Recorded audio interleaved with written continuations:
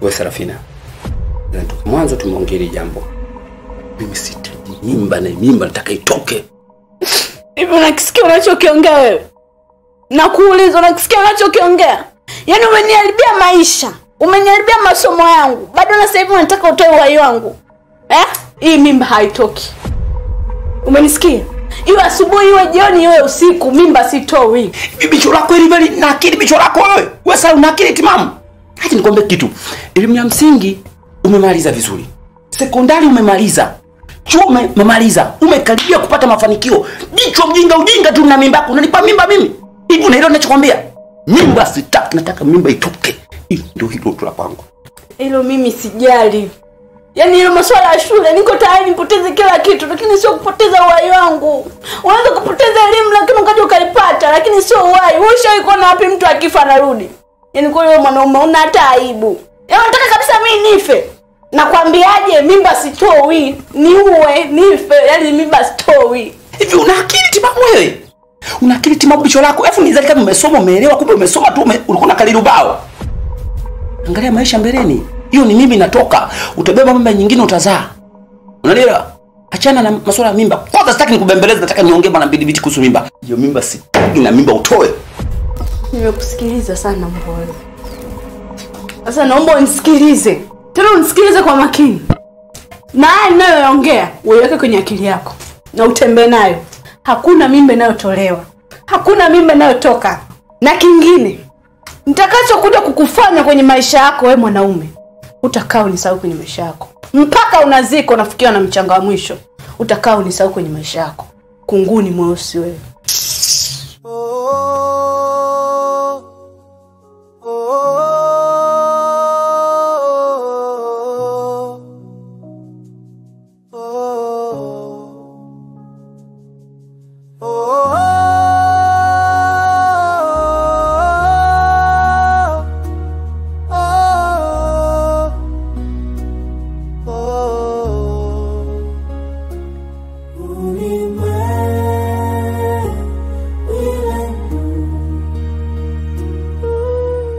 Ninatamka uzima na afya katika maisha yake. Ninaachilia damu yako Yesu Kristo, ninaimimina juu ya maisha yake yote, ukamfungue. Ninaomba haya nikiamini ni katika jina lako Yesu Kristo, na useme amina. Amina. Amina. Asante sana mtumishi wa Mungu. Ndio. Nahisi mabadiliko katika mwili wangu baada ya maombi yako. Amina. Barikiwa sana. Amina. Nami sina budi kukushauri.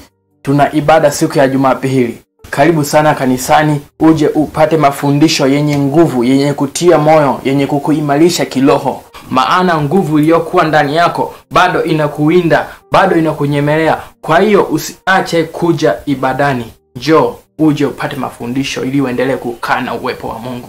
Haleluya. Amina. Karibu sana. Mama barikiwa. Yes. Jina la Bwana libarikiwe. Karibu sasa mtumishi wa Mungu. Karibu tena. Amen. Hapa ni nyumbani. Karibu tena zaidi. Baki na amani hapo. Ndio. Amen. Haleluya. Jina la Bwana libarikiwe. Haleluya. Yes. Hivyo mwanaume una akili kweli? Haya, huyu mtu alotoka hapa hivi ametoa sadaka au umemwombea tu bure? Mama, hivi hujui kwamba hii ni huduma ya Bwana? Na mimi huyu mtu nimemuombea, amekuja hapa, hajatoa chochote. Sikuwa na uwezo wa kumuomba. Bwana amejitwalia utukufu. Haya, kaja hapo umemsaidia, sisi tumebaki na nini? Ndio toka asubuhi tumekaa hapa. Hatuna chakula ndani, tunaangaliana tu kama vile chura na maji. Tunakula nini? Mama, neno la Bwana linasema kila siku nakwambia, ulopewacho bure, toa bure. Na mimi hii huduma Mungu amenipa bure. Sina budi mimi kuitoa kwa watu. Akipenda mwenyewe kutoa sadaka, nitapokea. Lakini Bwana ameshajitwalia utukufu. Hivyo unachokiongea hivyo unakielewa? Haya, wenzio huko nje wana magari, wana majumba, wana maduka, wana nyumba nzuri. Sisi tumebana hapa kwenye kibanda hiki sababu wewe uombezi wako unaombea watu bure. Mtu kaja hapa na shida zake, muombe aache sadaka, tule, ndio uchungaji. Wewe unaombea bure, yeye anatoka na shida zake zimetatulika, tunabaki hapa sina shida. Tunafanyaje sasa? Kumbuka mama, unatakiwa mimi unisapoti katika huduma yangu mimi. Wale watumishi unaowaona wana mabiashara, wana magari, walianza kama mimi. Mungu aliwatumia wakawa wanyenyekevu, Baadaye Mungu akawabariki wakawa na makanisa yao. Ndio maana unaona hivyo, kwa kukusanya matoleo ya Bwana wanakula kupitia kondoo. Nami hapa sijapata kondoo, sijawa na kanisa mama. Ipo siku Mungu akitubariki hata tupaka mafuta yake tutakula kupitia kondoo. Yaani akili hauna. Huyo Mungu yupi huyo? Mama. Basi mwambie tuache chakula ndani wa Mungu kama unamwamini. Ni Mungu yupi ambaye unamwamini wewe? Ukisoma kitabu cha Ayubu, mtumishi wa Bwana Ayubu aliteseka, aliishi maisha mateso, paka watoto wakafa, mali zake zikaisha, aliishi maisha ya shida, lakini Mungu alikuja kumkumbuka baadaye. Hizi mapito tu. Aha, kwa kama Ayubu aliteseka, kwa hiyo nataka ndani mimi niteseke nife ili wabaki kama Ayubu. Yaani unasema hivi naingia ndani. Nikirudi huko ndani nikuta chakula, la sivyo toka na umini zako niacha hapa ndani. Wewe mchungaji leo unaombea nini huko ndani? Kesi kwa nishindisha njaa, una shida gani? Huyo Mungu ni Mungu yupi? Wewe ndio Mungu wako wote wapuzu ndani, nataka chakula. Umepotea katika giza, moyo wangu umekauka.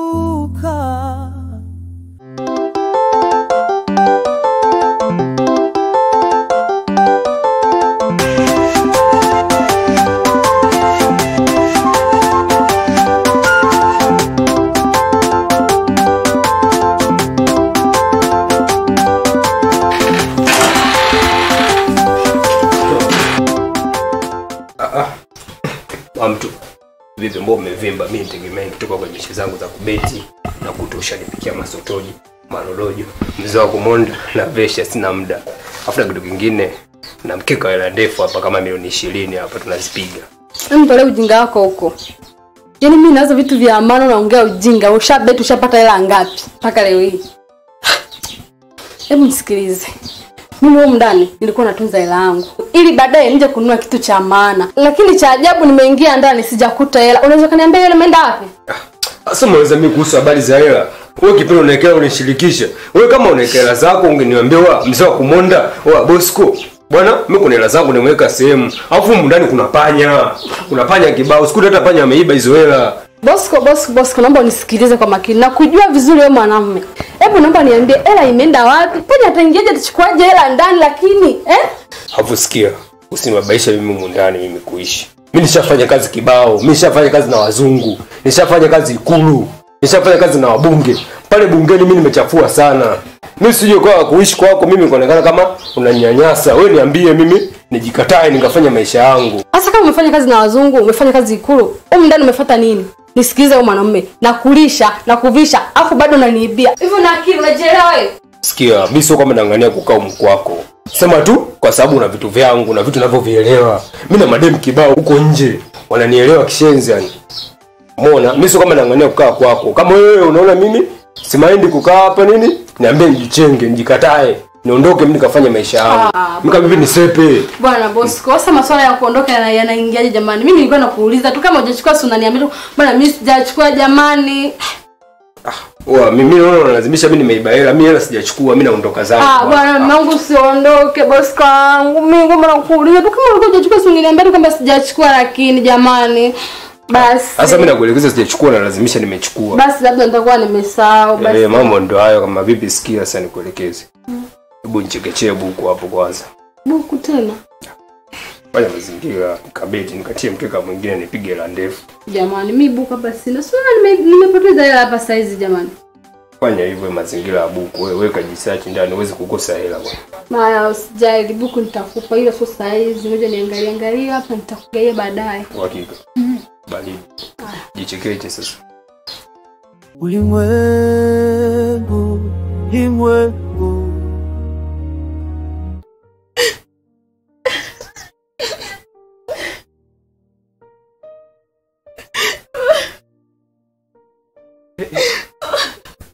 Wewe Sara.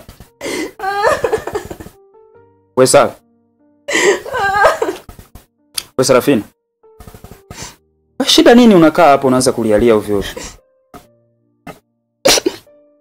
Niwe kaka ujui tu mwanzo mimi nalia na mengi. Hebu niambie kimoja wapo kati ya hivyo vinavyokusumbua. Kuna muda kaka anatamani hata wazazi wetu wangekuepo. Wanda kungekuwa na wafadhali wa maisha.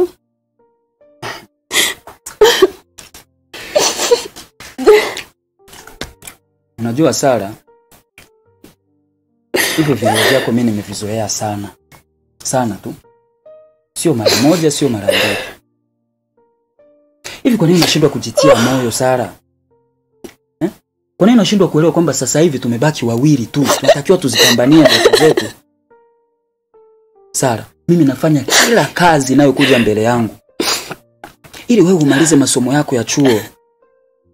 Nikiwa namaanisha kwamba angalau ukifanikiwa basi mimi nitakuwa nimefanikiwa. Utajitoa katika huu maskini huu unaotusumbua. Hebu jaribu kufikiria. Tangu wazazi wetu wamekufa, tulibaki na dada yetu. Dada yetu tangu ameondoka hapa hajawahi kurudi. Mbaya zaidi ametukataa kulingana na mazingira yetu hapa nyumbani. Sasa tumebaki wawili sisi, tushikamane, tufanye jambo moja ili tuweze kufanikiwa. Sasa hivi unaanza kulia, unanivunja moyo mimi. Sasa haya mimi nifanye nini sasa? Kaka ujui kinachoniuma. Kakangu, wewe mwenyewe una kazi, unapambana mimi nisome. Mbaya zaidi mambo yangu mimi hayaendi kabisa, ni hayaeleweki. Sasa hayaeleweki kivipi Sarafina? Ina maana wewe kule chuoni usomi au? Au unafeli? Hapana kaka. Sasa kama unafaulu na mambo yanaenda vizuri niache mimi nitapambana. Najua sawa sina kazi maalum, lakini nitafanya kazi. Mimi nipo tayari nifanye hata kazi ya hamu, lakini wewe utimize hiyo elimu yako ya chuo. Nitie moyo basi. Njoo unanitia moyo sio kulia hivi. Mimi nitavunjika moyo, nitaacha kukupambania Sara.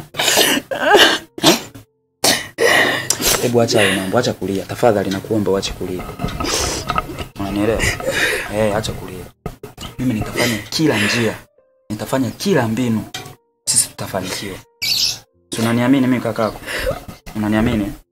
Basi tutafanikiwa. Au kuna tatizo jingine? Hapana. Ulimwengu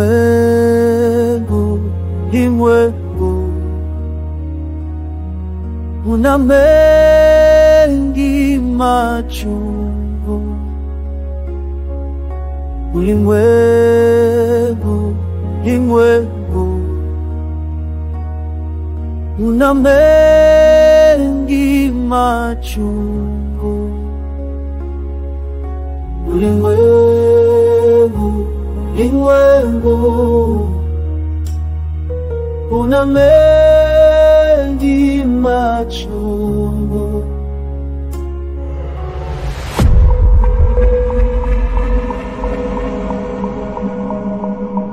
Bwana Pati. Naam, dokta. Karibu sana. Bana, asante rafiki yangu. Sasa dokta, ndio. Mguu na usiku nimekufuata wewe. Nimekufuata kuna maongezi kidogo tuongee kulingana na harakati zetu, watu tunasaidiana, ushanisave mambo mengi, ushasaidiana kwa nafasi fulani hivi. Na hili nimekufuata usiku bana. Kuna issue moja imenitatiza mimi nikamata hapa. Kuna kabinti, yani basi kama katoto kadogo hivi, katoto vya chuo hivi. Ndio hivyo mara moja zambi hivi nimejikuta nimekapa mimba. Sasa nikasema mimba.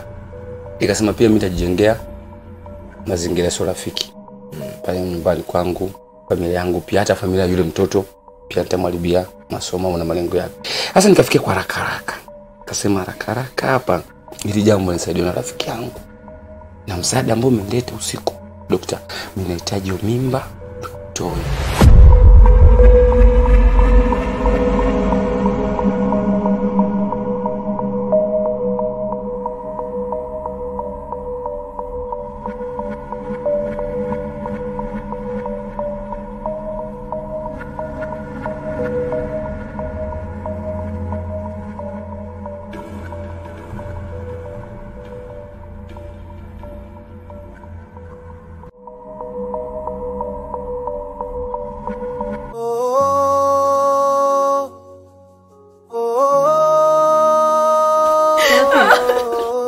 Kulikoni? Sarafina? Nini mama? Nini mama? Basi nyamaza. Umepata na nini mama? Sarafina, niambie basi. Mwanzo kwa mimi upo juu, shida nini? Joyce. Mwanzo naona dunia imenilemea. Naona dunia imenishukia. Kwa nini Mbona unasema hivyo jamani? Umekutwa na nini? Sema basi. Sema basi ndio nakusaidiaje. Sema. Sarafina, unavulia hivyo mimi ndio nakuwa na wasiwasi. Joy. Basi niambie.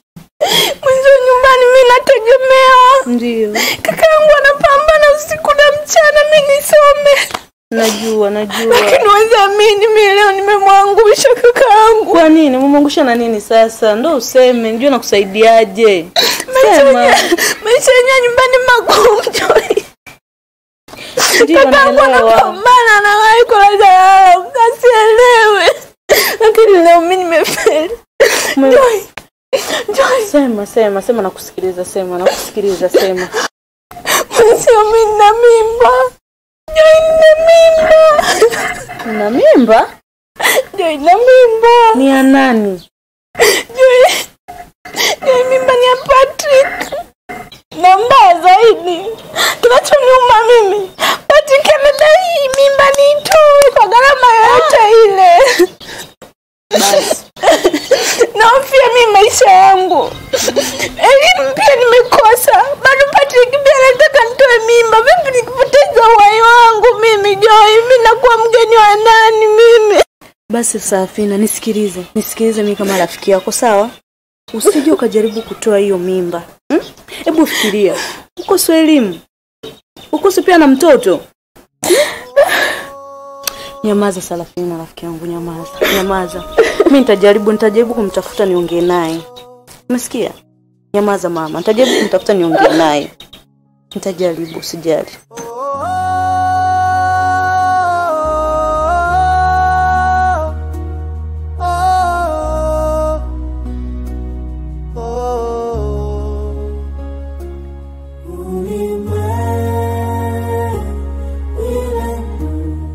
Sara, nimekuita. Najua jana hatukuwa sawa. Mzozo wa jana, mimi kama mwanamume nimekaa pia nikafikiria sio vyema. Kwa sababu nikajifikiria huyo mtoto nilikuwa nalazimisha tumtoe. Pia ni kiumbe cha Mungu. Pia ana makosa, na mimi kama mimi nikajifikiria nishakuwa mtu mzima. Nitakuwa na familia, baba na mtoto, mambo mengine yatafuata. Ndio maana kupigia simu jambo yetu kusolve, tuongee kama familia. Na pia nilikuwa natanguza msamaha kwako, pia unisamehe kwa kile ambacho mimi nilikutendea siku ya jana. Na Mungu akisaidia au akibariki tunakoelekea mimi na wewe damu moja. Sawa? Kwa hiyo ndio hivyo mama yako tusameane tu kama nilikuboa siku ya jana tulivutana. Mzo. Anda Patrick, mimi nimefurahi sana kwa sababu umejua makosa yako. Alafu mimi nilijua tu wewe Patrick haupo hivyo. Ini hata sielewi ilikuwaje, ila mimi nimeshukuru na nimekusamehe. Lakini pia namshukuru Mungu amenirudishia Patrick wangu. Kwa hiyo mimi nimekusamehe kabisa kwa moyo mweupe. Napenda kidogo.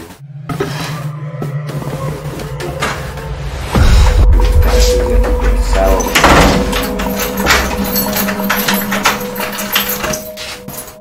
Mr. Patrick, sana. Leo nilikuwa na kazi nyingi sana. Chelewa.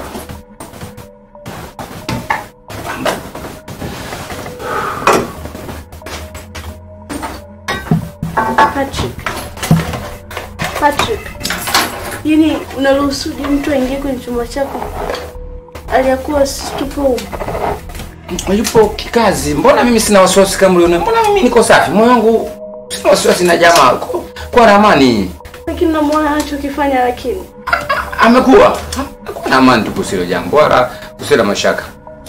Lakini Patrick,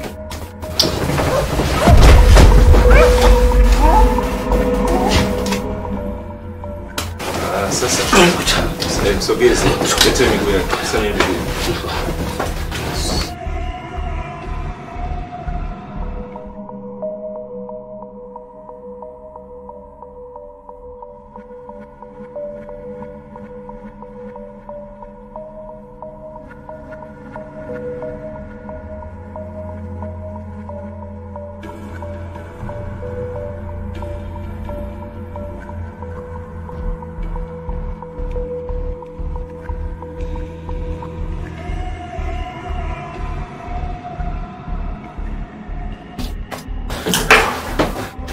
Sasa Na inabidi uje unisaidie, sawa?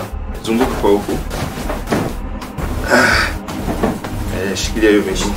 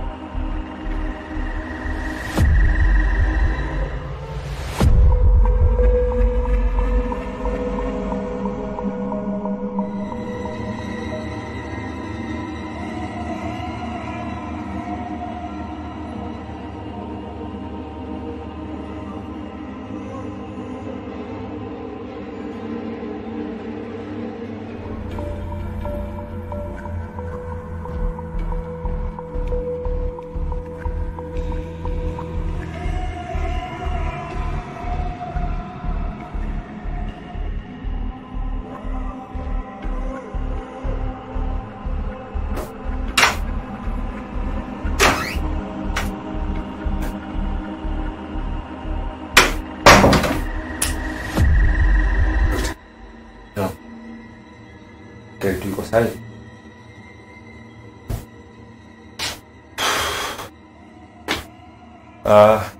Kutokana na vipimo nilivyompima kwa sasa hivi, inaonekana kavuja damu kwa wingi sana. Kitaalamu zaidi inaitwa hypovolemic shock, kwa maana kwamba unapoteza maji kwa wingi kwenye mwili. Maana yake damu ni kama fluid, inatoka ni kimiminika. Kwa sasa hiyo hali inaweza ikapelekea mtu kupoteza fahamu, lakini vile vile kabisa inaweza ikamsababishia mtu kupoteza maisha, maana yake kufariki. Sasa kwa huyu nilivyompima kwa kipimo changu cha mapigo ya moyo, nimeona mapigo ya moyo hayapo. Na ndio maana umemwona kalegea. Kwa nasikitika sana kukupa taarifa mbaya kwamba shemeji hatuko naye. Dokta. Sir. Kaka. Kaka.